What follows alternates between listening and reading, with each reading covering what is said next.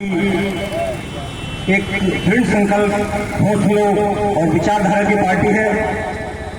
साथियों, ये धरती का इतिहास है।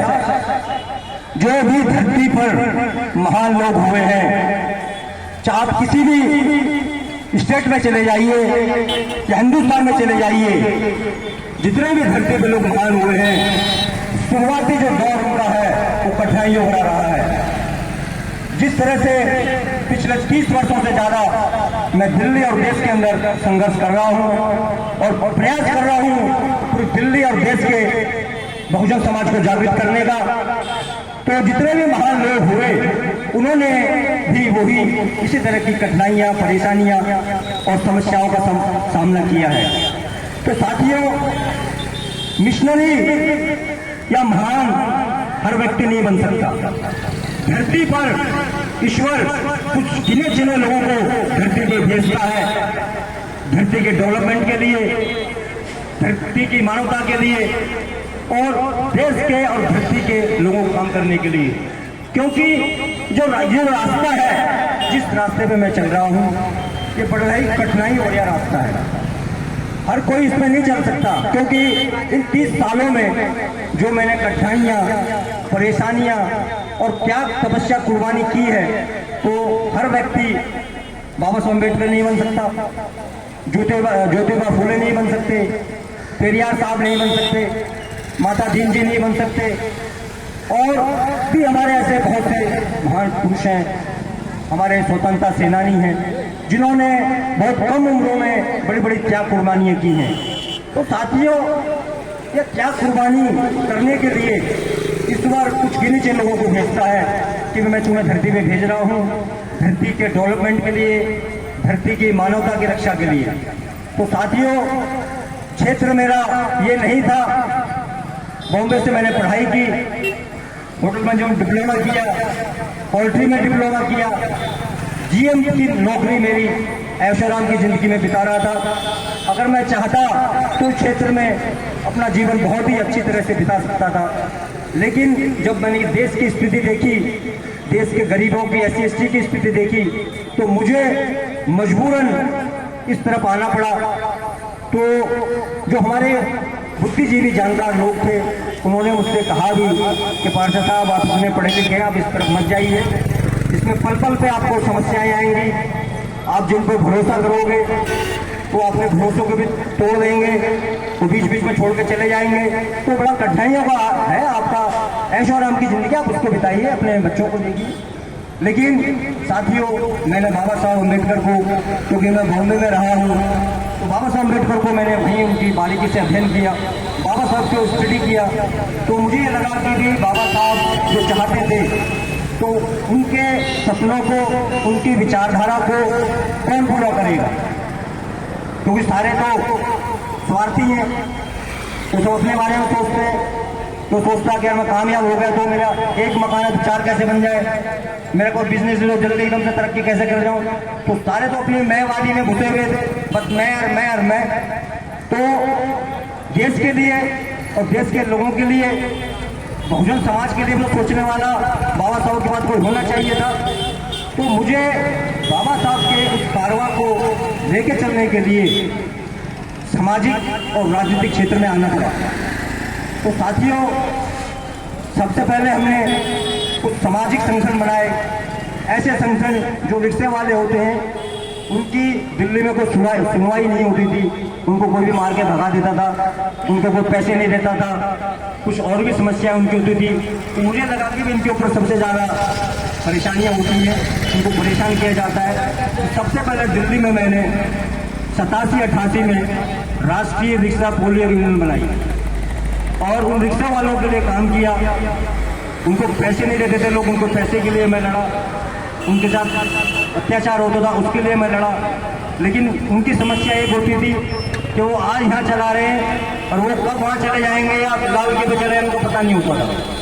तो साथियों, काफ़ी दिन तक हमने यूनियन चलाई और यूनियन चलाते चलाते तो लोग हमें मिले कि पार्षद साहब, आप पढ़े लिखे, काफ़ी आपको जानकारी है। तो उसके बाद हमने SC/ST के लिए काम करना शुरू कर दिया। तो मैंने अखिल भारतीय हरिजन पिछड़ा वर्ग कल्याण सभा वो 88-89 में बनाई और फिर उसके माध्यम से देश के SC ST OBC के लिए काम करना शुरू किया और काफ़ी दिन काम किया। काम करते करते धीरे धीरे हमें सामाजिक और राजनीतिक जानकारी होनी शुरू हुई। तो कुछ लोगों ने कहा कि साहब आप कांग्रेस में आ जाइए, कुछ बोले BJP में आ जाइए, लेकिन उनकी विचारधारा हमसे मिल नहीं खाती थी। तो हमने कहा कि हम किसी पार्टी में नहीं जाएंगे, हम सिर्फ समाज सेवा करना चाहते हैं, समाज के लिए काम करना चाहते हैं, हमें राजनीति से कोई मतलब नहीं है। लेकिन जब काम करते करते हमने ये देखा कि अगर आपको कोई भी काम कराना है तो वो बिना राजनीति के नहीं होता। सामाजिक कार्यों से और यूनियन से आप छोटे मोटे तो काम करा सकते हो, लेकिन जब आपका कोई बड़ा मसला अटक जाएगा तो वो राजनीतिक लेवल पर ही कराना होगा। तो साथियों, 98 में मैंने भारी दिल्ली से लोकसभा का चुनाव लड़ा और अब तो क्षेत्र छोटे छोटे हो गए हैं।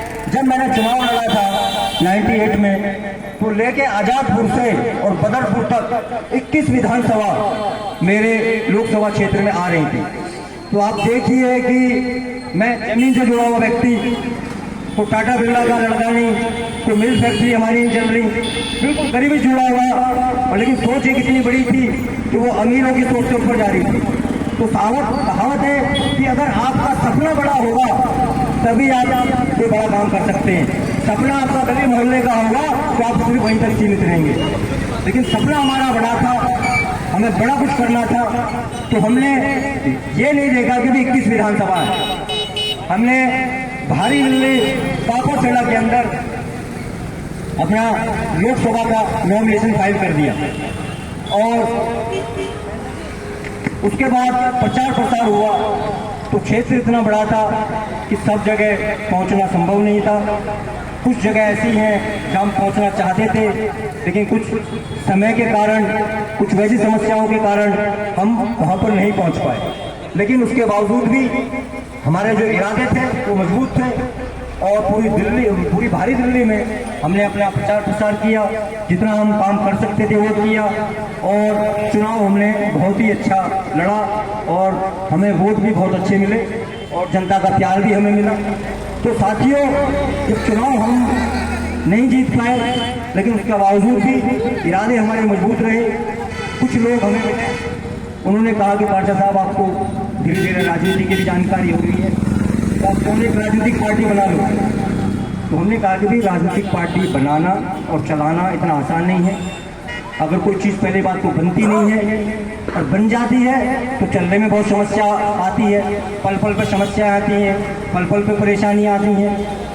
तो लोगों ने कहा कि साहब चिंता मत करो, हम आपके मनोबल को किसी भी कीमत पर कम नहीं होने देंगे, डाउन नहीं होने देंगे और कंधे से कंधा मिला के आपका चलेंगे और जो आप चाहते हो उसको साकार करेंगे। तो हमने 98 से ही लोगों के कहने पर, लोगों के सहयोग समर्थन से कार्यक्रम अपना शुरू कर दिया और धीरे धीरे मैं पूरी दिल्ली में लोगों के पास जाने लगा और कहा कि भाई मैं राजनीतिक पार्टी बनाना चाहता हूँ, राष्ट्रीय जनता पार्टी। तो कुछ लोग समझते थे, कुछ नहीं समझते थे, कुछ विरोध करते थे, अरे तुम तो पैदल चल रहे हो, जमीन पे चल रहे हो, तुम तो बना ही नहीं सकते पार्टी, तुम तो चला ही नहीं सकते, तुमसे तो बनेगा ही नहीं, ये तो राजा महाराजाओं का काम है, ये तो बिजनेसमैनों का काम है, वो कर सकते हैं ऐसा काम। लेकिन हमने हिम्मत नहीं हारी, मन के नहीं, हम हिम्मत नहीं हारेंगे और पॉलिटिकल पार्टी बनाएंगे भी, चलाएंगे भी, उसको पावर में भी लाएंगे।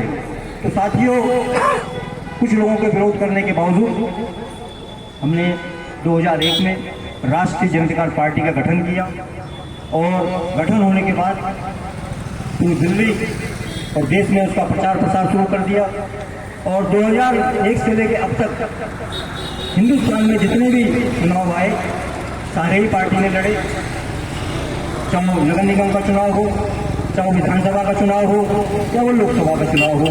तो हमने दिल्ली में भी लड़े, उत्तर प्रदेश में भी लड़े, हरियाणा में भी लड़े और दूसरे राज्यों में भी लड़े, क्योंकि राष्ट्रीय जनता पार्टी एक राष्ट्रीय पार्टी है, कोई दिल्ली की पार्टी नहीं है या किसी उत्तर प्रदेश की पार्टी नहीं है, क्योंकि राष्ट्रीय पार्टी है।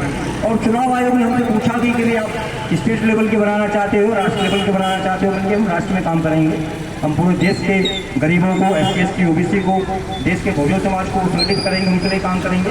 तो हमने राष्ट्रीय जनता पार्टी का गठन करके काम शुरू कर दिया और जब से लेके अब तक राष्ट्रीय जनता पार्टी चल रही है और जब तक भारत की धरती रहेगी ये राष्ट्रीय जनता पार्टी चलती रहेगी, क्योंकि हमने एक ऐसा पेड़ लगा दिया है। एक तो होता है कि छोटा मोटा पेड़ जो 1 साल 2 साल में टूट जाता है, लेकिन कुछ पेड़ ऐसे होते हैं जो हजारों वर्ष तक चलते हैं, जैसे बरगद का पेड़, पीपल का पेड़, आम का पेड़, इनकी जो लाइफ बहुत लंबी होती है। तो हमने राष्ट्रीय जनअधिकार पार्टी का एक ऐसा पेड़ लगा दिया है कि बहुजन समाज इसकी छाया और फल हमेशा खाता रहेगा। तो साथियों, हम राष्ट्रीय जनअधिकार पार्टी के कारवा को यहाँ तक लेके आए हैं और मैं दिल्ली और देश के बहुजन समाज से ये निवेदन करूंगा कि राष्ट्रीय जनअधिकार पार्टी के कारवा को किसी भी कीमत पर रुकने नहीं देना, क्योंकि ये मिशन बाबा साहब अम्बेडकर का है, बाबा साहब अम्बेडकर की विचारधारा का है। अगर आज देश के अंदर तो सही मायनों में बहुजन समाज की सही पार्टी है तो मात्र राष्ट्रीय जनअधिकार पार्टी है, क्योंकि ये बाबा साहब के नाम को कैश नहीं करना चाहती। बाबा साहब अम्बेडकर हमारे आदर्श हैं, हमारे पथ प्रदर्शक हैं और आदर्श उनका नाम सुनहरे अक्षरों में लिखा जाता है, ना कि उनके नाम को इस्तेमाल किया जाता है। तो साथियों, इन चीजों को देख के राष्ट्रीय जनअधिकार पार्टी बहुजन समाज की इकलौती सही पार्टी है। कुछ बहुजन समाज के नाम पर लोगों को गुमराह करने वाले भी घूम रहे हैं। तो हमारे बहुजन समाज को ये चयन करना होगा कि भी सही मायनों में जो व्यक्ति 30 वर्षों से त्याग कुर्बानी करके अपना सब कुछ समर्पित करके मिशन को चला रहा है वो सही है, या किसी के गुमराह कहने पे या किसी कहने पे पार्टी जो बना रहा है वो सही है। तो साथियों, आज के कुछ नए नए बच्चे भी तैयार हो रहे हैं जो पार्टी बना के दावा पेश कर रहे हैं कि जब ऐसा कर देंगे तो ऐसे कुछ बच्चों से भी बहुजन समाज को सावधान रहना है। कहावत है कि बच्चा बच्चा ही होता है और मेच्योर आदमी मेच्योर होता है। तो जो बच्चे आजकल तैयार हो रहे हैं जो बहुजन समाज को गलत दिशा की तरफ लेना चाहते हैं, सही मायनों में वो कुछ पार्टियों के एजेंट हैं। तो ऐसे एजेंटों से भी बहुजन समाज को बचना है।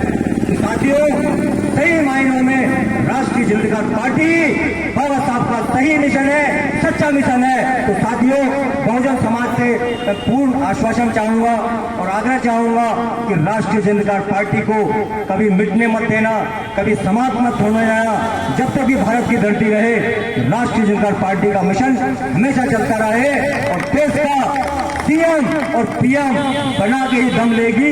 ये राष्ट्रीय जनअधिकार पार्टी का मिशन है।